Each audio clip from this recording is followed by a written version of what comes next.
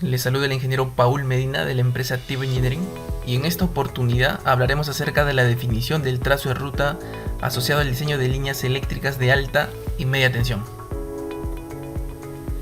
El objetivo del presente video es brindar los criterios generales o típicos para la selección del trazo de ruta de líneas eléctricas y posterior a ello llevar dichos conocimientos teóricos a la práctica mediante la explicación de la definición del trazo de ruta de la línea 10kV diseñada para el proyecto Ingeniería del Detalle del Sistema de Transporte de Relaves y Recirculación de Agua de Depósitos de Relaves B4 para la Unidad Minera San Rafael ubicada en la región Puno. A continuación podemos apreciar los criterios de selección de trazo de ruta de línea, que son criterios generales y que pueden aplicar para la mayoría de los casos del diseño de líneas eléctricas de alta y media tensión. Como podemos apreciar, es evitar las zonas con vestigios arqueológicos aledaños al trazo de ruta de línea que define el proyectista, evitar zonas protegidas por el Estado como zonas ambientales, zonas de reservas naturales, evitar terrenos inundables, suelos hidromórficos, cauces naturales provocados por lluvias, terrenos con pendientes pronunciadas en los que sean frecuentes las caídas de piedras o árboles o suelos geológicamente inestables. También debemos tener en cuenta que debemos minimizar la afectación de terrenos de propiedad privada. En lo posible, en zonas urbanas se puede aprovechar el espacio público paralelo a las carreteras, a las calles, pero en las líneas de transmisión de alta y extra alta tensión, pues sobre todo recurren zonas zonas rurales o semi-rurales, y en este caso pues se debe llevar a cabo un expediente de gestión de servidumbre en el cual se valorizan estas áreas afectadas y se le reconocen a los respectivos propietarios, pero se debe procurar realizar la menor afectación posible de los predios. También debemos tener en cuenta que el desarrollo del trazo de ruta debe ser cercano a las carreteras o a los accesos existentes, ¿no? Como trochas carrozables, aledañas al área de influencia del proyecto, ya que esto va a permitir la reducción de los impactos al área de influencia del proyecto y también va a implicar menores costos en la creación de accesos. Esto va a implicar también tener ya accesos definidos tanto para la etapa de construcción como para la etapa de operación y mantenimiento de la línea eléctrica en toda la vida útil de la misma. Como último criterio es minimizar los fuertes ángulos de desvío, ya que esto implicaría optimizar los suministros de materiales. Esto hace referencia a que idealmente cuando uno diseña una línea eléctrica, en teoría o idealmente se desea tener la línea lo más recta posible. ¿Y esto por qué se establece este criterio? Ya que las estructuras ubicadas en los vértices son mucho más costosas que las estructuras de alineamiento o estructuras de suspensión. Por citar un ejemplo, una torre ubicada en algún vértice, ya sea angular o anclaje, está sometida a mayores esfuerzos respecto a las torres de suspensión que están sometidas a menores esfuerzos. Estos esfuerzos se convierten en un árbol de cargas para el diseño de las torres, y una torre de suspensión, al estar sometida a menores esfuerzos, se convierte en una silueta mucho más delgada, lo cual representa un menor peso de la torre y finalmente representa un menor costo, ya que está asociado al tema del costo del acero. Esto implica también menores dimensiones para las cimentaciones, ya que los esfuerzos producidos en las torres por cada conductor de fase son trasladados hacia las cimentaciones, y lo cual implicaría también una menor longitud de cimentación para las estructuras de suspensión respecto a las torres angulares.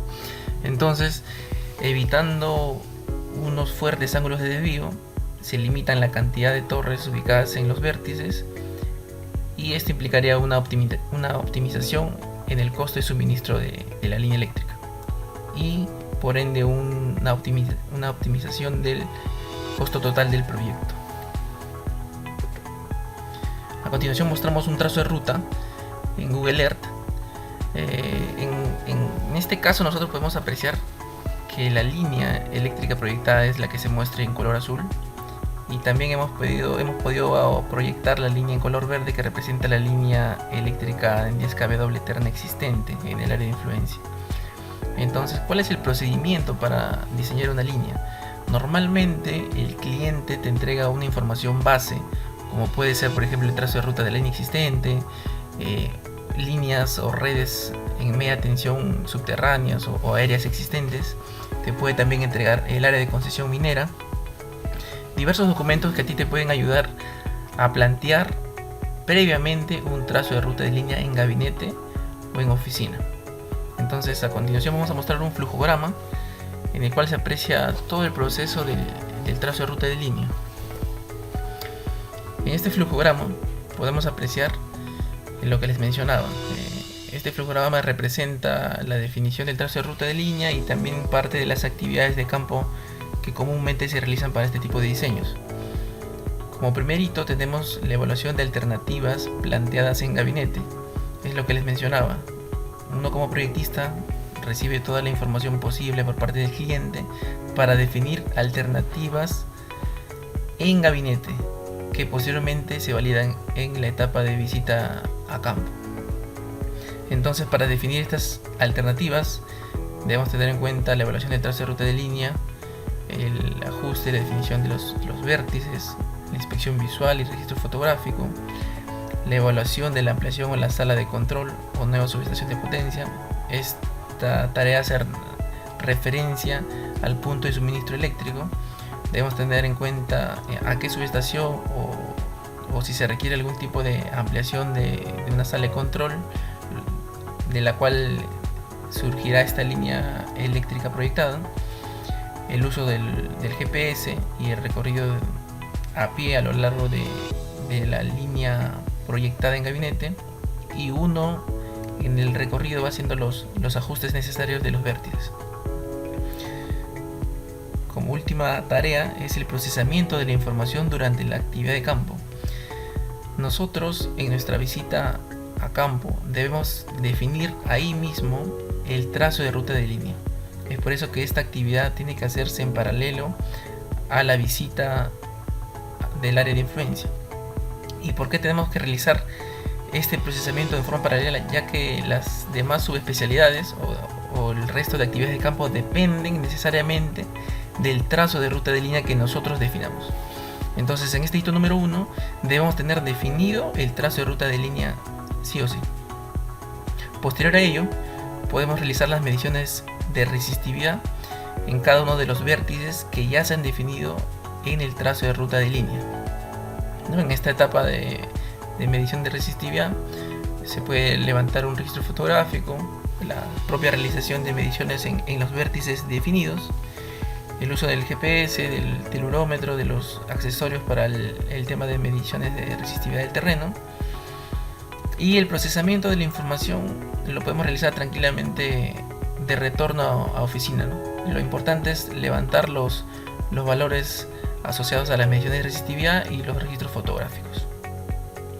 Otra actividad es la inspección de las instalaciones existentes, donde tenemos que identificar las interferencias aéreas con redes eléctricas existentes, la identificación de interferencias subterráneas como agua, desagüe, gas, internet, electricidad, lo que puede aplicar para cada uno de sus proyectos, teniendo en cuenta si sea una zona urbana o zona rural, la identificación de los accesos o las viviendas aledañas al trazo de ruta de línea, ya que debemos tener un tema de cumplimiento de distancias mínimas de seguridad, tanto horizontales hacia las edificaciones como verticales en los cruces a los accesos, el uso del GPS, el distanciómetro para una mayor rapidez en el toma de valores, y puede ser un recorrido en camioneta o a pie dependiendo los accesos existentes, y también un registro fotográfico para sustentar los registros que hemos obtenido.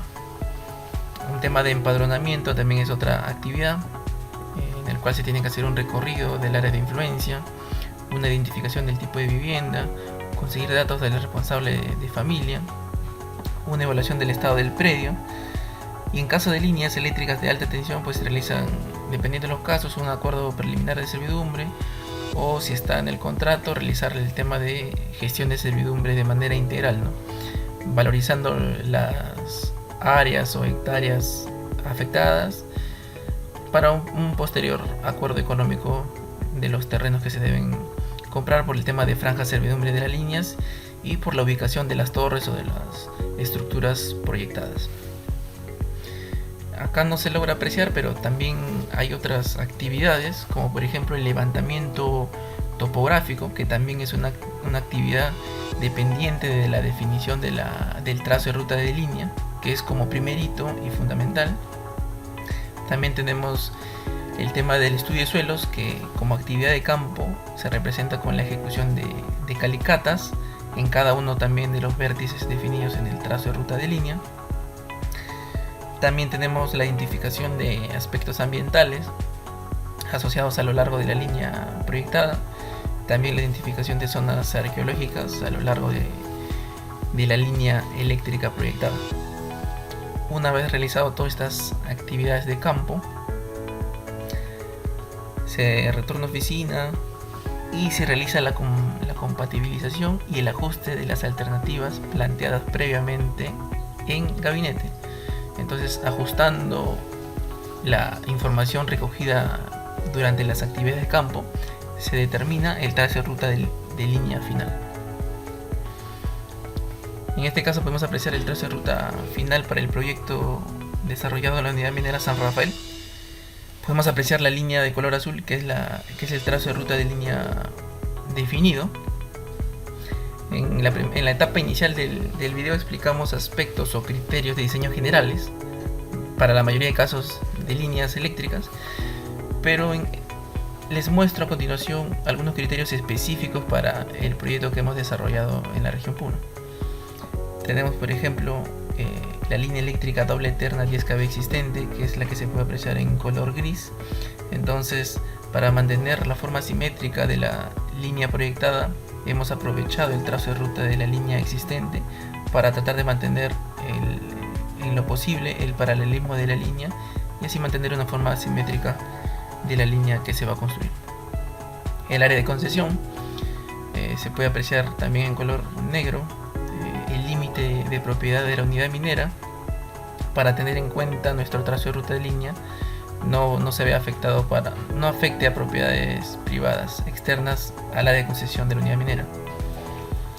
También debemos tener en cuenta el área efectiva para construcción, que en la mayoría de los casos es un área menor respecto al área de concesión minera. Entonces debemos tener o solicitar a nuestro cliente el área efectiva de construcción para no tener variantes o no tener dificultades en la etapa de construcción de obra y definir nuestro trazo de ruta de línea dentro tanto del área de concesión minera como dentro del área efectiva para construcción. También debemos tener en cuenta las zonas arqueológicas. En este caso, en la etapa final de la línea, se identificó una zona de vestigios arqueológicos, por lo cual se tuvo que hacer un ajuste en la cola de la línea para no afectar justamente estos recintos. La definición de la salida o punto de suministro eléctrico, que en muchos casos logra ser uno de los aspectos más complicados o más complejos para la definición del trazo de ruta de línea. En este caso nosotros nos alimentamos de la subestación San Rafael 138 a 10 kV y pues como ya contaba con una línea existente, existía una torre terminal acá aledaña a la subestación, se contaba con un acceso también aledaño a la subestación. También se logró identificar una especie de viviendas o almacenes aledaños a la subestación, lo cual complicaba la salida y tuvimos que optar por un tramo de 500 metros subterráneo y posterior a ello recién iniciar con un tramo aéreo de la línea. Entonces es muy importante definir la salida de la línea eléctrica proyectada. Y como último criterio es la identificación de las cargas proyectadas. No es más que tener en cuenta de forma espacial dónde están ubicadas cada una de las cargas. En nuestro caso eran 3 cargas por alimentar la planta de tratamiento de agua, el sistema de bombeo y el sistema de infiltración para la unidad minera, para el proyecto de la planta B4.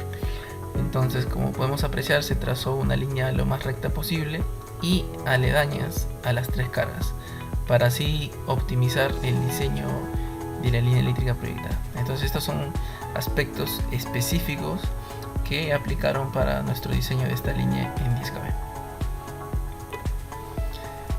Como tema de aplicaciones o conclusiones, es lo que nos vamos a apoyar de un registro fotográfico de la zona del proyecto, en el cual, por ejemplo, podemos apreciar que la definición de la salida de la línea, ¿no? Como le venía mencionando, la subestación estaba ubicada aledaña a una especie de almacenes o una especie de hangares, por lo cual se tuvo que definir un tramo subterráneo hasta lograr identificar un mayor espacio disponible para una instalación de la primera torre de transición de subterráneo a aéreo, y desde ahí definir un trazo de ruta lo más paralelo posible a la línea 10 kb existente, ¿no?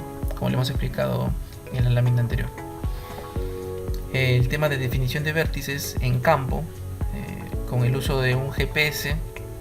En este GPS tú has cargado toda tu información o tu trazo de ruta de línea que has definido previamente en gabinete, y vas recorriendo este trazo de ruta de línea preliminar y vas ajustando acorde a lo que vayas identificando en la zona del proyecto. Estas dos actividades te ayudan a definir en la zona tu trazo de ruta de línea, lo cual es primordial, ya que las demás actividades dependen de esta definición. Es lo que les mencionaba, una vez definido el trazo de ruta de línea, te comunicas con el resto de especialidades y proceden con las siguientes actividades, como es, por ejemplo, el levantamiento topográfico, en el cual van a hacer el levantamiento de todo el trazo de ruta de línea que ya has definido previamente, la ejecución de calicatas en cada uno de los vértices definidos, que no es más que excavar unos pozos de aproximadamente 1 metro de diámetro por 3 metros de profundidad y poder extraer una muestra del suelo, lo cual será posteriormente enviado a un laboratorio y finalmente, con un estudio de mecánica de suelos, poder conocer las características físicas del terreno y poder así diseñar las cimentaciones.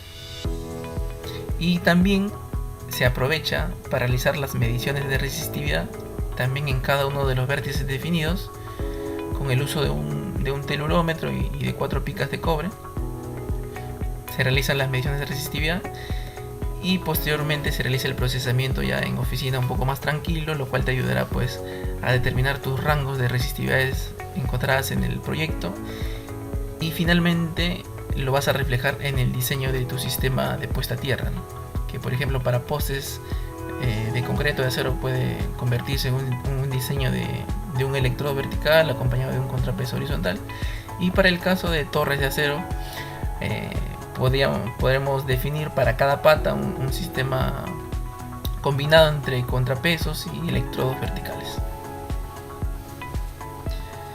Bueno, en esta etapa final del video, agradecerles por el tiempo brindado y invitarlos a continuar viendo los próximos videos que se irán publicando, tanto en la especialidad de proyectos electromecánicos como proyectos de comunicaciones o telecomunicaciones, dictados por el ingeniero Osvaldo Berrocal y el ingeniero César Escorza de la empresa Tipo Engineering.